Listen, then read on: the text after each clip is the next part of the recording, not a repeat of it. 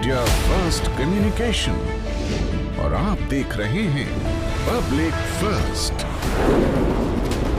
सर्वदा भारतीय। नमस्कार, मैं हूं आशुतोष और आप देख रहे हैं पब्लिक फर्स्ट, सर्वदा भारतीय। मध्य प्रदेश भारतीय जनता पार्टी को एक बड़ा झटका लगा है। पूर्व मुख्यमंत्री और कहा जा सकता है कि भारतीय जनता पार्टी के पुत्र पुरुषों में से एक कैलाश जोशी के बेटे, पूर्व कैबिनेट मंत्री और कहा जा सकता है कि पूरा का पूरा परिवार जो जनसंघ से जुड़ा हुआ है, उनके परिवार से दीपक जोशी अब कांग्रेस पार्टी पहुंच चुके हैं। यानी कि भारतीय जनता पार्टी के दीपक अब कांग्रेस को रोशन करने पहुंच चुके हैं। क्या वाकई में दीपक की इस रोशनी से कांग्रेस पार्टी अपने आने वाले दिनों में सरकार बनाने के अपने पथ पर और अग्रसर हो सकती है, या फिर इस दीपक से उन्हें कोई फायदा होने वाला नहीं है? इस तमाम पहलू पर हम चर्चा करेंगे, लेकिन उससे पहले हम आपको दिखाते हैं क्या कुछ कहा दीपक जोशी ने और किस पर डायरेक्ट हमला बोला। मैं उस सीट पर चुनाव नहीं लड़ूंगा जहां कांग्रेस का कार्यकर्ता है, और मैंने कहा कि मैं उस पिच का खिलाड़ी हूं जिसमें शिवराज जी रहे, और शिवराज जी जीरो थे, मैं हीरो हूं। शिवराज जी कुछ नहीं थे उस कॉलेज में, रिकॉर्ड पता कर लो। मैं उस कॉलेज का अध्यक्ष था। अगर शिवराज सिंह चौहान से आप पूछोगे कि शिवराज जी आप जिस कॉलेज में पढ़े उस कॉलेज का प्रेसिडेंट कौन था, तो शिवराज जी को कहना पड़ेगा दीपक जोशी। तो मैं शिवराज सिंह चौहान की पिच के भाव को जानता हूं। कौन सी गेंद पे इसकी गिल्लियां बिखरेगी वो मैं अच्छी तरीके से जानता हूं।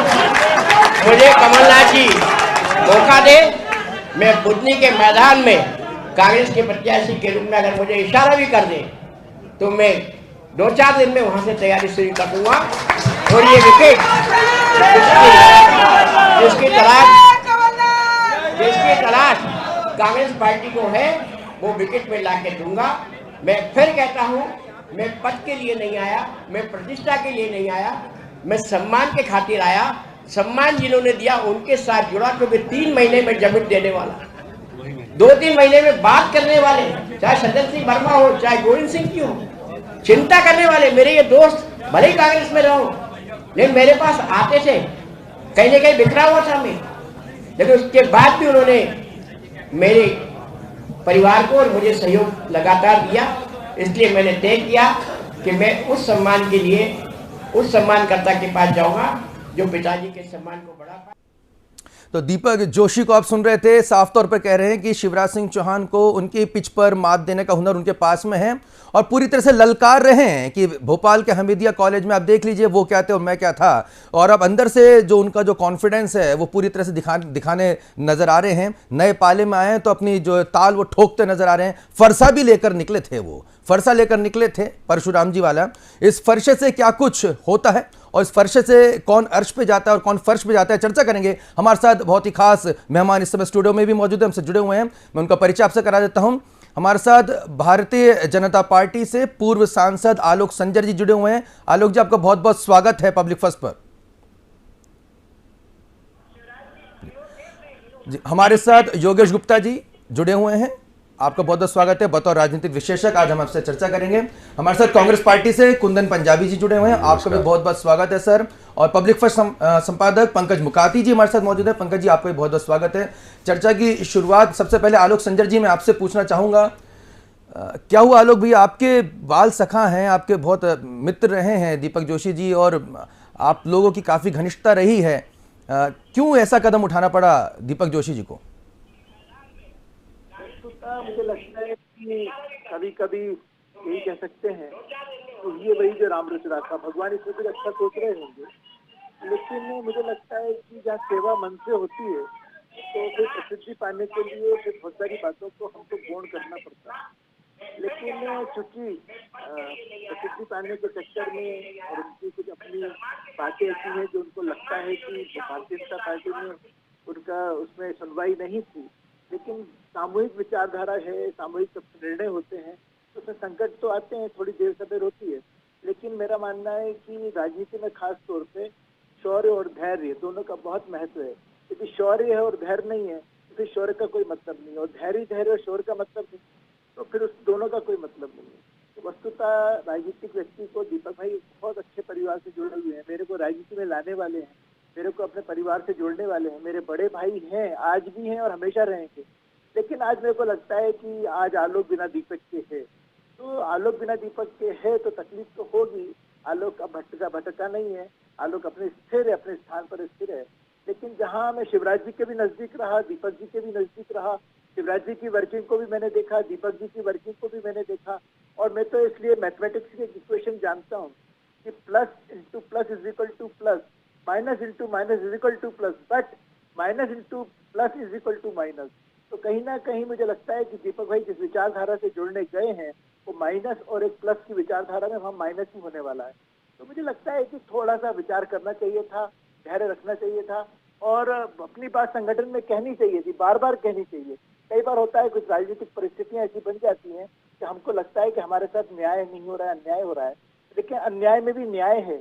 इस बात की चिंतन हमको यदि हम करेंगे तो ये सब बातें कभी जन्म नहीं लेती, क्योंकि हम जिस विचारधारा के लिए काम कर रहे हैं वो मजबूत विचारधारा है, वो राष्ट्र के लिए काम कर रहे हैं, और राष्ट्र के लिए जो काम करता है वहाँ वो लोग जो राम को काल्पनिक कभी कहा करते थे, वहाँ दीपक भाई अपने आप को राम को मानने वाले, हनुमान जी को मानने वाले, फिर वो कैसे वहाँ पर अपने आप के कदम जो है मजबूती से रख पाएंगे।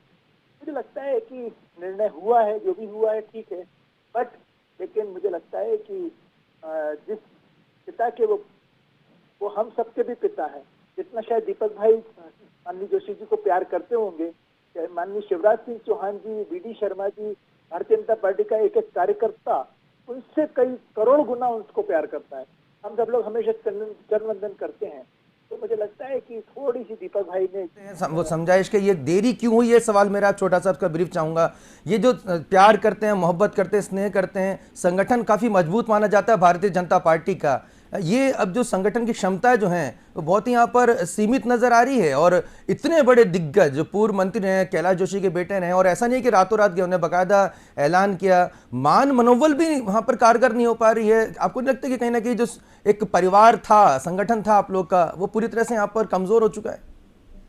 मुझे लगता है कि जब कभी कभी ऐसा होता है, कभी किसी को मोहब्बत हो जाती है तो फिर वो अपने माता पिता की बात भी नहीं मानता, फिर उसके बाद वो जब निर्णय करता है, बाद में फिर उसके जब परिणाम आते हैं तो उसको लगता है कि हाँ मेरे को अपने बुजुर्गों की बात को मानना चाहिए था। तो मुझे लगता है भारतीय जनता पार्टी से उन्होंने जो कदम उठाया अपने बुजुर्गों का, पार्टी ऐसा लग रहा है लव जिहाद का शिकार हो गए दीपक जोशी जी। मैं इसको मजाक में नहीं ले रहा हूँ, वास्तव में मैं दुखी हूँ, मन बहुत व्यथित है, क्योंकि वो साथी जिसने मुझे राजनीति का शाखा गागा सिखाया, जिसने मेरी उंगली पकड़कर मुझे चलना सिखाया। मैं तो बहुत ही साधारण परिवार था, मेरे पिताजी ने मना कर दिया था, लेकिन दीपक जोशी मेरे पापा जी से लड़कर मुझे राजनीति में लेकर आए थे, मुझे चुनाव लड़ाया था कॉलेज में भी, और जब 26 नंबर से चुनाव लड़ा था तब दीपक भाई ने ही संचालित किया था। तो बहुत सारी बातें हैं जो मेरे मस्तिष्क में, मेरे जन्मों तक मेरे मस्तिष्क में रहेंगी, तो कभी निकल नहीं सकती। अब अगर दीपक जी आपको कॉल करके कहते हैं, बात करके कहते हैं चलिए कांग्रेस पार्टी में आ जाइए, हम आपको भाजपा में भी लाए, कांग्रेस पार्टी में मैं लेके आ रहा हूँ, मानेंगे? देखिए तब मैं बच्चा था, आज मैं बड़ा हूँ और मैं 60 साल का हो गया हूँ, आज की उम्र 60 साल है, और भारतीय जनता पार्टी ने मुझको जो दिया है मैं अपनी माँ को नंगा नहीं करूंगा, किसी कीमत पे नहीं करूंगा। मेरी अब प्राण चले जाएंगे, शरीर चला जाएगा, उसके बाद भी मैं विचार नहीं करूंगा। सिर्फ और सिर्फ भारतीय जनता पार्टी इस विचारधारा के लिए मैं काम करता हूँ, करता ही रहूंगा। भारतीय जनता पार्टी ने जो कुछ मुझको दिया, इतना कर्जा है मेरे ऊपर कि मैं और मेरा परिवार कई जन्म लेंगे तो उस कर्जे को। ठीक है, कुंदन पंजाबी जी से हम बात करें। कुंदन जी, ये बहुत महत्वपूर्ण बात यहाँ पे आलोक संजर जी ने कही है। घटनाक्रम पे मैं चर्चा ना करते हुए, शुभकामनाएं तो कह रही है, आपकी पार्टी में आए हैं, निश्चित तौर पर पॉलिटिकल एडवांटेज आपके पक्ष में है, लेकिन सवाल ये भी है कि जिस बिंदु को लेकर कांग्रेस पार्टी लगातार मुखर रही थी कि देखिए गद्दार चले गए हैं, अब हमारे पास और फिल्टर्ड जो है पक्के कांग्रेसी हमारे पास मौजूद हैं, एक एडवांटेज आप बता दें कि ठीक है साहब, जिसे छोड़ना है छोड़े, लेकिन जिनकी विचारधारा अभी भी इतने झंझावत के बावजूद भी कांग्रेस पार्टी के प्रति जो है सशक्त है, वो हमारे साथ टिके हुए हैं। लेकिन अब दीपक जोशी जी, और अभी ऐसा लग रहा है कि और भी, जिस तरह कटके लगाए जा रहे हैं कि और भी भारतीय जनता पार्टी के कई ऐसे सूरमा हैं वो आपकी पार्टी को ज्वाइन कर सकते हैं। ऐसी स्थिति में फिर वही उन टिकटों का क्या होगा, उन जगह को क्या होगा जहां पर आप ही के पार्टी के जो तमाम जो कार्यकर्ता है, जो तमाम झंझावत के बावजूद भी, तूफान के बावजूद भी टिके रहे? कुंदन जी देखिए आशुतोष जी, सबसे पहले तो मैं ये स्पष्ट करने देना चाहता हूं कि दीपक जोशी जी जिस उद्देश्य को लेके आज कांग्रेस पार्टी के अंदर यहाँ पे आए हैं, आज हम उनका स्वागत भी करते हैं, उनको बधाई भी देता हूं, और मेरे साथ भोपाल के अंदर वो छात्र नेता भी रहे हैं। तो उन्होंने स्पष्ट रूप से कहा था कि मैं किसी सौदे के तहत यहाँ पे नहीं आया हूँ। मैं जो यहाँ पे आया हूँ अपनी भारतीय जनता पार्टी की विचारधारा को छोड़ के कांग्रेस की विचारधारा के अंदर आया हूं। कांग्रेस की मुझे रीति एक नीतियों उदाहरण को बता पसंद दीजिए करते हुए आया हूं। जब भी दल बदल हुआ और किसी नेता ने आके बोला कि साहब मेरी ये डीलिंग हुई है। देखिए, उन्होंने अपने बयान के अंदर सबसे पहले स्पष्ट कहा था कि हमारी ना कोई बातचीत हुई है, ना कोई डीलिंग हुई है, ना मैंने कोई सौदेबाजी की है।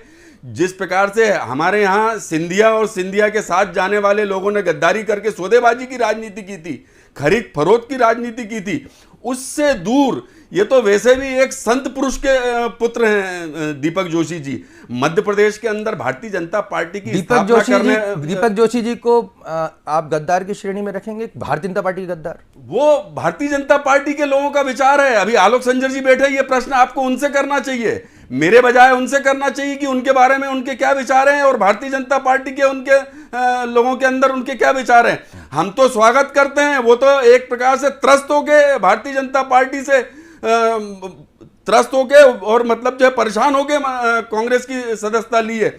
उनका तिरस्कार हुआ, उनका अपमान हुआ लगातार। उनके पूज्य पिताजी माननीय कैलाश जोशी जी, स्वर्गीय कैलाश जोशी जी के बारे में उन्होंने पूरा घटनाक्रम बताया कि किस प्रकार से उनके स्मारक के लिए जमीन देने से मना कर दिया गया, उनके स्मारक के अंदर आज तक कोई काम नहीं किया गया। ये बहुत सारी बातें दीपक जोशी जी ने वहां पे बैठ के श्रेय वहां पे बताई हैं और उन सब बातों को लेके दुखी होके ही आज दीपक जोशी जी ने कांग्रेस की सदस्यता ग्रहण की है। ठीक है, मैं आऊंगा आपके पास फिर से। सर योगेश गुप्ता जी, सबसे पहले आपका राजनीतिक विश्लेषण इस पूरे घटनाक्रम पे। देखिए आशुतोष जी, मैं स्पष्ट रूप से ये मानता हूँ जो आज के दीपक भाई के बयान है। मैं दीपक भाई को छात्र राजनीति से जानता हूँ, मेरे साथ उन्होंने छात्र संघ चुनाव लड़े हैं और मैं उनको ये कहने में मुझे कहीं गुरेज नहीं है कि दीपक भाई का छात्र राजनीति जीवन काल से ही कहीं ना कहीं कांग्रेस के नेताओं के प्रति झुकाव हमेशा से रहा है। भले ही वो 20% रहा हो, 25% रहा हो, मगर ये मैंने देखा है, परखा है। एक बात। दूसरी बात, भारतीय जनता पार्टी को छोड़ने का जो कारण आज दीपक भाई ने बताया पीसीसी में कि मैं मान सम्मान की खातिर आया हूँ, तो मान सम्मान में अगर कोई कमी हुई होती तो आज भारतीय जनता पार्टी का प्रदेश प्रभारी से लेके राजनीतिक संगठन से प्रभारी से लेके प्रदेश अध्यक्ष सब ने उनको मानवल करने की बहुत कोशिश की। तो यहाँ दीपक जोशी जी और सिंधिया जी के जो मान सम्मान के बीच में फ़र्क है वो मैंने स्पष्ट किया है।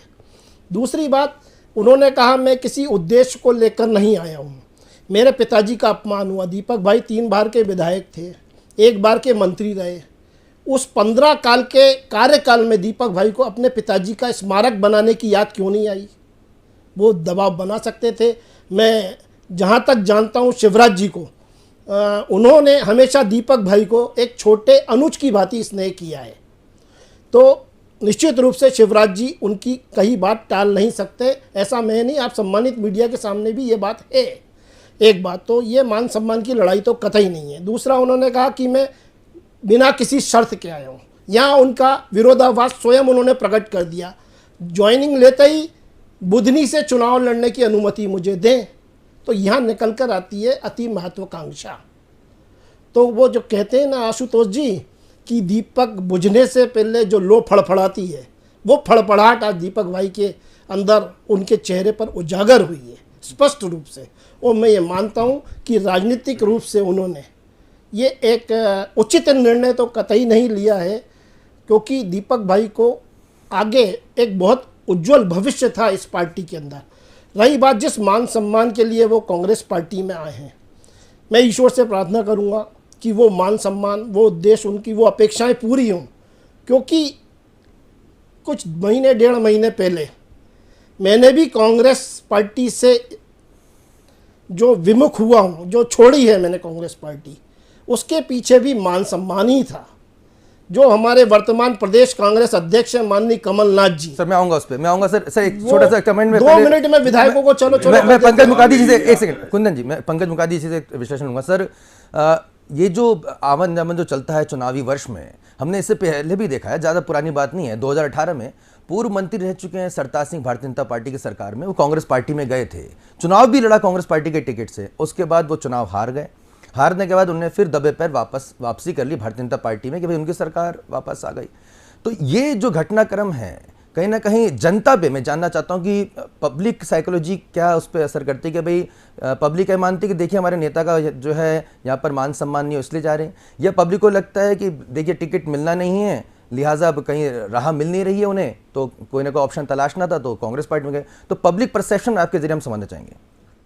देखिए, पब्लिक परसेप्शन का जहाँ तक सवाल है तो दीपक जोशी जी जिस इलाके से आते हैं और उनके पिताजी का जिस तरह का उस इलाके में सम्मान है, उसके मानते हुए माना जाएगा कि अगर उनके पिताजी का स्मारक नहीं बना है और कई चीज़ें दिक्कतें आती है तो वो निश्चित तौर पे उस इलाके की पब्लिक तो ये मानती है कि दीपक जोशी के साथ कहीं ना कहीं अन्याय हुआ, क्योंकि जिस तरह से दल बदल के बाद दूसरे लोगों को टिकट मिली है, उनके इलाके में जो उनके अब तक विरोधी रहे हैं वो सामने आए हैं, तो उस इलाके की जनता निश्चित तौर पे मानेगी कि दीपक जोशी जी के साथ अन्याय हुआ और उन्होंने कोई कदम उठाया।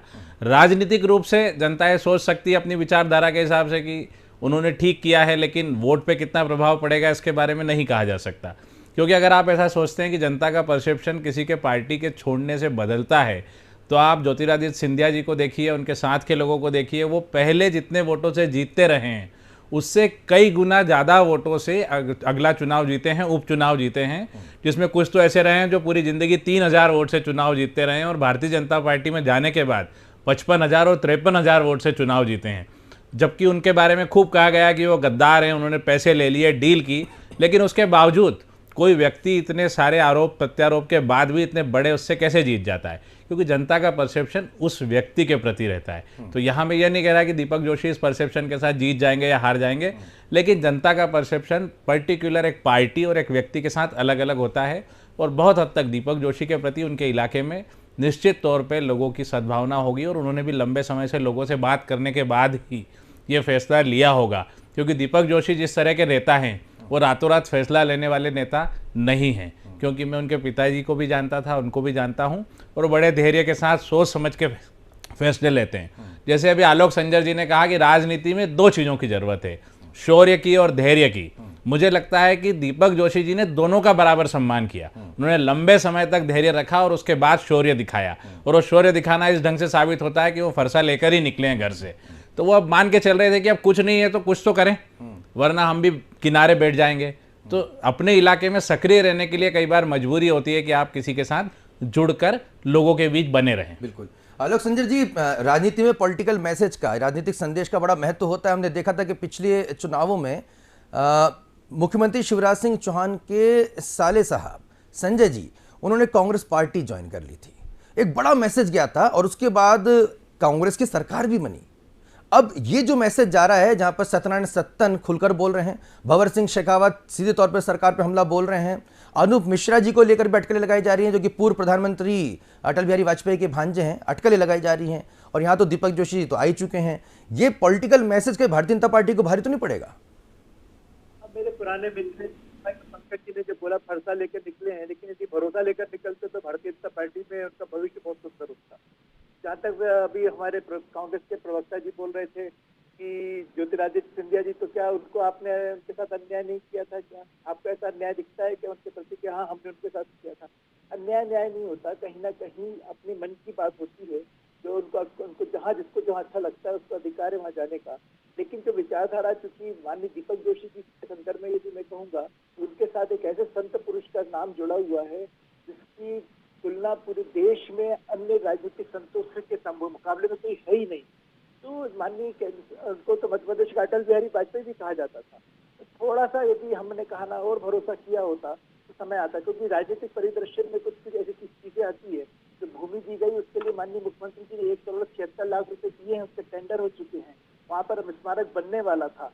लेकिन कहीं ना कहीं कुछ कॉन्ट्रैक्टर की वजह से, जिसके कारण कुछ दिक्कतें आती हैं, कुछ सरकारी दिक्कतें आती हैं, वो देर हुई। लेकिन मेरा मानना है कॉन्ट्रैक्टर ने सर इतना बड़ा विकेट गिरा दिया।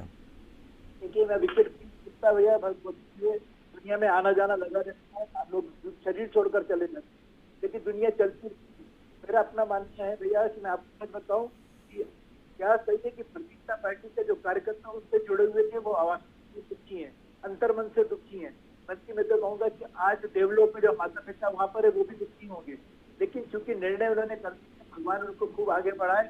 लेकिन वस्तुतः मेरा ये मानना है कि अपना जीवन हमारे जीने की चीजों पर आरोप हम यदि लगाएंगे तो वो लौट कर हमारे ऊपर आते हैं।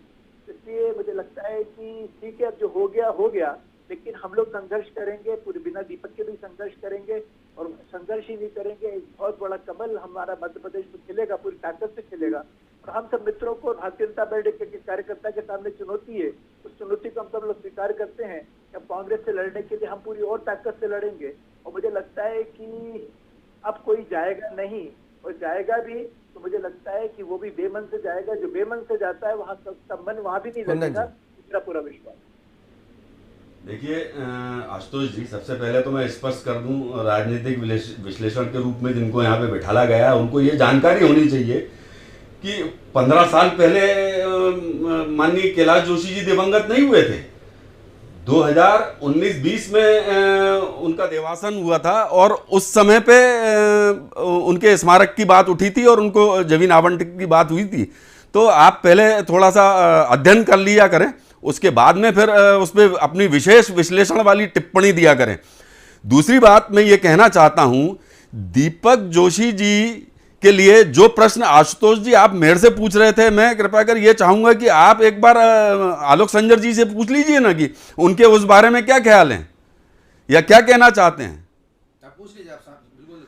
आलोक भाई, आप क्या उपमा देना चाहते हैं ऐसे समय पे दीपक जोशी जी को?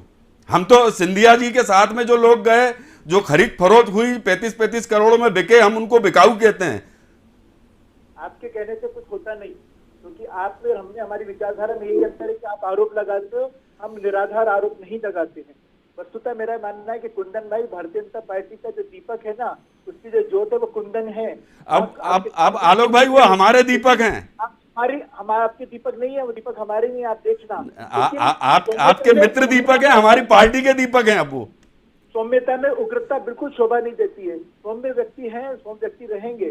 थोड़े दिन की बात होती है, उसके बाद देखना भारतीय जनता पार्टी में कहीं ना कहीं उनका मन लगा ही रहेगा। जैसा कि कल वो चिंता भी कर रहे थे कि कार्यकर्ता की चिंता कर रहे थे, इन कार्यकर्ताओं के साथ न्याय नहीं हो रहा है। लेकिन पार्टी सामूहिक निर्णय करती है, एकल निर्णय पर विश्वास नहीं करती है। अभी कांग्रेस के 26 बड़े नेताओं ने कांग्रेस छोड़ी है, जिसमें आपके वो भी हैं। आलोक भाई, आपके लिए एक नई जानकारी और दे दूं, एक सप्ताह के अंदर भारतीय जनता पार्टी के 3 विकेट गिरे हैं। अभी सीहोर जिले से, मुख्यमंत्री जी के जिले से कमल सिंह चौहान ने 2 से 2,500 हजार लोगों के साथ में कांग्रेस की सदस्यता ली, जिला पंचायत के अध्यक्ष हैं। और उसके बाद आज ही राधेलाल बघेल, दतिया सेवड़ा के विधायक, उन्होंने भी भारतीय जनता पार्टी को गुड बाय बोला है। उसके अलावा आज ही फिर दीपक जोशी जी, इतने बड़े संत पुरुष के पुत्र और 2 बार के विधायक और मंत्री, आज ही गुड बाय करके आए। भारतीय जनता पार्टी का जहाज डूब रहा है। आलोक भाई, आपको मानना पड़ेगा, आज लोग अलग हो रहे हैं और कांग्रेस की विचारधारा से जुड़ रहे हैं। चुनाव आते आते तक बहुत सारे लोग भारतीय जनता पार्टी का ये डूबता हुआ जहाज छोड़ के कांग्रेस की सदस्यता लेने वाले हैं। आपको डूबता हुआ जहाज दिख रहा है, वही जहाज भारत को परम वैभव की तरफ ले जा भी रहा है। सारी दुनिया जिसकी बात की तारीफ कर रही। आपको लगता है कुछ लोगों के आने से आपको बहुत प्रसन्नता हो रही है, तो मुझे कोई आपत्ति नहीं है, आप प्रसन्न रहिए, प्रसन्न रहने में कोई आपत्ति। लेकिन जो सेवा यहाँ से करते हैं वो यहाँ से नहीं करते हैं। आपकी सेवा सब बुद्धि से सेवा करने की बात करते हो और सेवा नहीं करते हो। लेकिन भारतीय जनता पार्टी की विचारधारा मन से सेवा करती है, और हम सब लोग मन से भारतीय जनता पार्टी के साथ जुड़े, और मध्य प्रदेश ने पूरे देश में हम लोग वहाँ की जनता की और देश की सेवा करने के लिए कटिबद्ध है, प्रतिबद्ध है। और यही संकल्प लेकर हमने भारतीय जनता पार्टी को ज्वाइन किया था। कुछ लोग होते हैं जो कभी दिग्भ्रमित हो जाते हैं, तो दिग्भ्रमित होने में हमें सीधा सवाल पूछ रहे थे आलोक भैया कि जैसे सिंधिया जी को जब ये कांग्रेस पार्टी छोड़ के आए थे भारतीय जनता पार्टी में, तो गद्दार कहा गया था, बिकाऊ कहा गया था। इस मौजूदा परिस्थिति में क्या दीपक जोशी जी को भी भारतीय जनता पार्टी गद्दार या जो भी उपमा देना चाहे, ये सवाल कुंदन जी पूछ रहे हैं? देखिए, मेरा ये कहना है कि कांग्रेस जो करती वो हमको नहीं करना। कांग्रेस ने क्या क्या इस देश के लिए किया वो हमको उसकी तरफ देखना भी नहीं है। हमें हमारे मार्ग पर चलना है, सदमार्ग पर हमारे साथ को लेके जाना है। हमारा कारवां बढ़ता चला जाएगा। कुछ हो सकता है साथी पीछे छूटेंगे, लेकिन जो हमारा उद्देश्य है उस उद्देश्य को लेकर भारतीय जनता पार्टी चल रही है। हमारा जो डंडे में झंडा है वो लहराता रहेगा, उसको कोई कुछ नहीं। एक जब आप बोल रहे थे, आप अपना कथन दे रहे थे, तो एक फीलिंग आ रही थी कि आप भी कहना चाह रहे हो कि कुछ समय बाद दीपक जी वापस आ जाएंगे, ऐसा कुछ आप कहने की चेष्टा कर रहे थे। क्या मैं सही हूँ सर? यदि आपने जो बात बोली उसको मैं तथास्तु बोलूंगा। नहीं, मैं तो आपकी बात का यहाँ पर स्टैम्प मार्क चाह रहा हूँ कि क्या आप ये कहना चाह रहे थे? परमात्मा ऐसा करे क्योंकि मैं चाहता हूँ, क्योंकि शरीर, आज मेरी आत्मा यही है, शरीर वहां चला गया है ना, आत्मा तो मेरी यही है, शरीर बिना शरीर आत्मा का रहता नहीं है, और इसलिए वहाँ क्या दीपक भाई की वैल्यूज होंगी मुझे पता आप बोल रहे हैं कुंदन जी मुस्कुरा रहे हैं, ऑफर आपको ना दे दें अभी? आलोक भाई, मुझे तो ये लगता है कि आप भी बहुत जल्दी भारतीय जनता पार्टी को गुड बाय ना बोल के यहाँ पे कांग्रेस की सदस्यता लेंगे, हम आपका स्वागत करेंगे। कई बार सपने देखते हैं लेकिन सपने साकार नहीं होते मेरे भाई, सपने साकार नहीं होते, सपने खूब देखो आप लोग, है ना। आलोक संजर, आलोक का मतलब ये प्रकाश, प्रकाश यही रहेगा, इसी के प्रकाश के माध्यम से हम सब लोग पंकज जी हमारे भारतीय जनता पार्टी के कामों को कुंदन बनाएंगे। ठीक है पंकज जी, बहुत ही शॉर्ट में अब जाना चाहूँगा, समय काफ़ी कम है।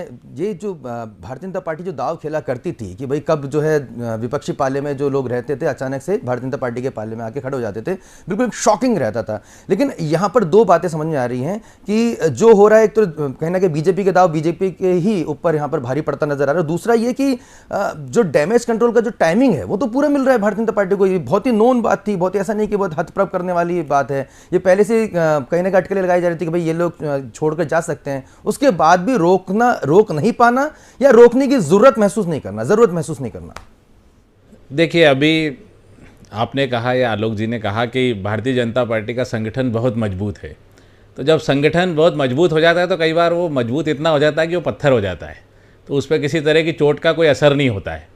तो कई बार हमको ऐसा भी लगता है कि किसी के जाने आने से कोई फ़र्क नहीं पड़ता है, और इस तरह के इतिहास में बहुत उदाहरण है जब संगठन ने किसी आदमी को बिल्कुल दरकिनार कर दिया।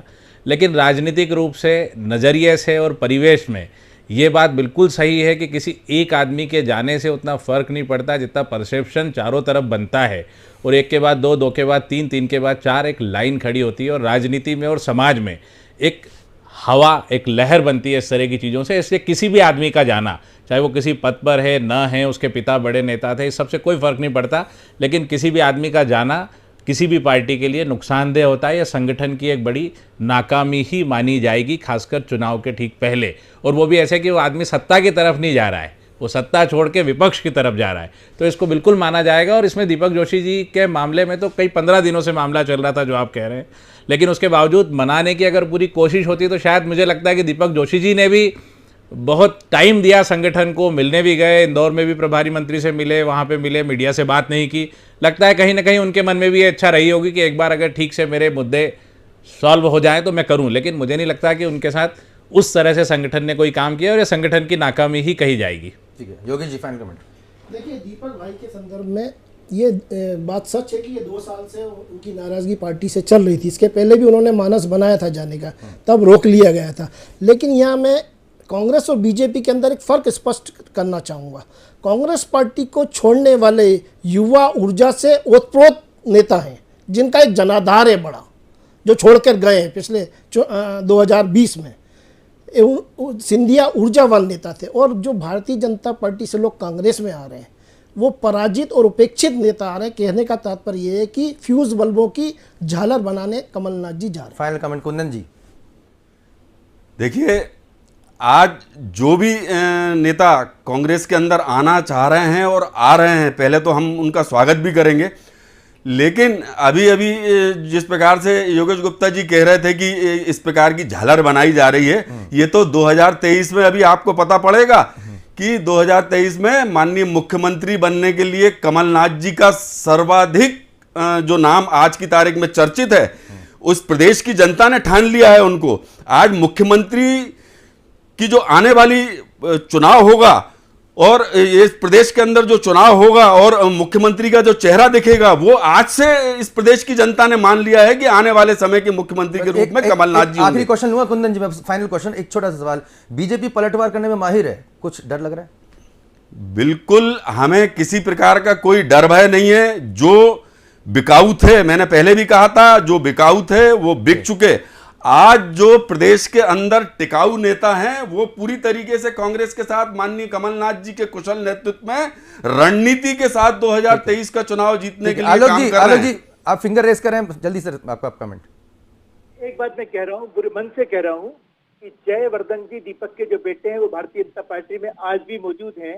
वो जय का वर्धन करने के लिए हमारा जयवर्धन ही काफी। बहुत बहुत धन्यवाद आलोक संजर जी, योगेश गुप्ता जी, कुंदन पंजाबी जी और पंकज मुकाती जी, आप सभी जुड़े, अपने महत्वपूर्ण विचार यहां पे साझा करें और राजनीतिक दृष्टिकोण स्पष्ट किया। आप सभी का बहुत बहुत धन्यवाद पब्लिक फर्स्ट से जुड़ने के लिए।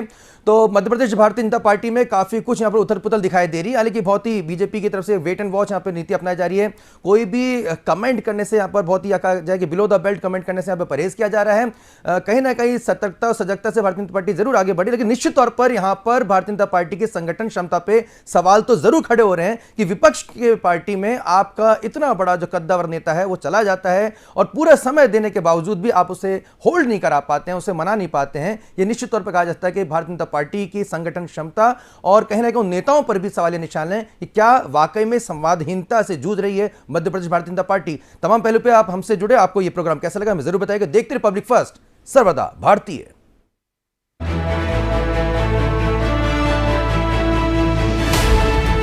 ये है इंडिया फर्स्ट कम्युनिकेशन और आप देख रहे हैं